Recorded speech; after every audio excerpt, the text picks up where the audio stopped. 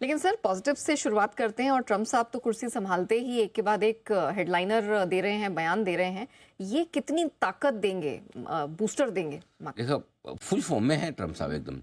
कल जब हम दोपहर वाले शो में तरुण से बात कर रहे थे तब वो बता भी रहे थे कि संभावना है कि वो दावोस पहुंच सकते हैं। पक्का नहीं था, पहुंच गए वीडियो कॉन्फ्रेंसिंग के जरिए, साक्षात नहीं, लेकिन मतलब आजकल तो वर्चुअल जुड़ना भी साक्षात ही है। और क्या, फोटो देख रहे हो, दिख रहे हैं सामने सब, तो पहुंच ही गया है।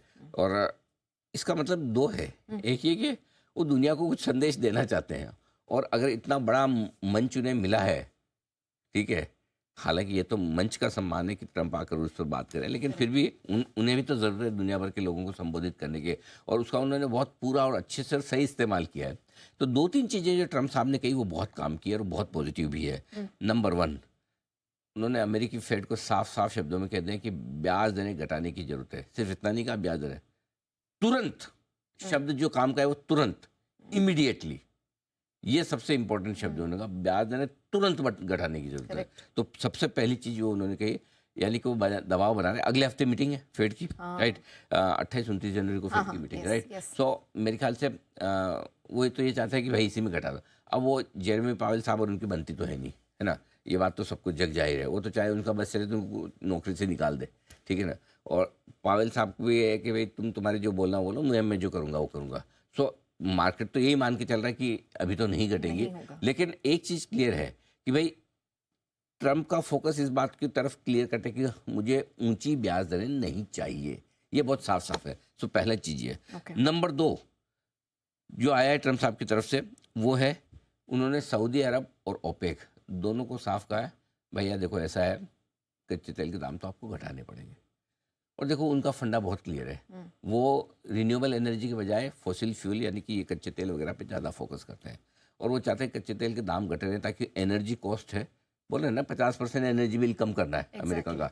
सो वही जो बता रहे थे, क्या ड्रिल बेबी ड्रिल, हाँ ड्रिल बेबी ड्रिल, वो उनको करना है। तो वो अपने यहाँ तो करेंगे ही ड्रिल, इनको भी बोल रहे हैं भाई दाम घटाओ, ऊंचे दाम चलेंगे नहीं। और देखो उनके बोलने का असर तो होता है, ऐसा नहीं कि नहीं हो रहा। कच्चा तेल लगातार 6ठे दिन नीचे आया भी है, $78 के आसपास आ गया, एक अच्छा संकेत है भी। और तीसरी बात जो उन्होंने बड़ी इंटरेस्टिंग कही वो है कि यूक्रेन एक युद्ध को रोकने के लिए डील करने को तैयार है। मतलब उन्होंने यूक्रेन के बिहाफ पे स्टेटमेंट दे दिया, करेक्ट। ऐसा मतलब कई बार कर रहा, अब यूक्रेन ने बोला नहीं बोला पता नहीं, ठीक है। कई बार होता है कि किसी आदमी पे आपकी इतनी अथॉरिटी होती है, जैसे मतलब बाप बेटे के लिए बोल सकता, हाँ मैं बोल रहा हूँ ना, वो करेगा। हाँ, ये उस तरह का स्टेटमेंट था उनका कि भाई युद्ध रोकने के लिए डील करने को तैयार है। करेक्ट। इसका मतलब ये कि अब वो रशिया पे भी प्रेशर बनाएंगे ना कि भाई जब यूक्रेन तैयार है तो आप क्यों नहीं, सही बात करो मैटर। अच्छा, एक लिमिट के बाद है ना, लड़ते लड़ते दोनों देश थक जाते हैं, दोनों देशों के सैनिक थक जाते हैं, और दोनों देशों की जनता थक जाती है, और दुनिया तो उबी जाती है। सही बात है ना।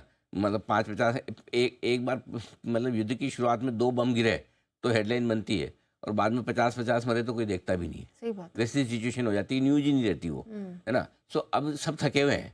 मतलब क्या होता है, कई बार आप चाहते भी हैं कि युद्ध रुके, लेकिन झुके कौन, पहले कौन बोले, ये सारी समस्या तो है ना। तो अब ट्रंप साहब उसकी क्रेडिट ले लेंगे।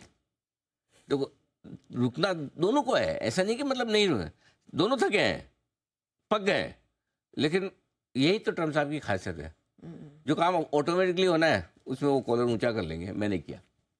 करेक्ट। तो ये तीनों चीजें दुनिया भर के मार्केट के लिए बढ़िया है। कल अमेरिकी बाजारों में लगातार चौथे दिन इसी वजह से तेजी हुई।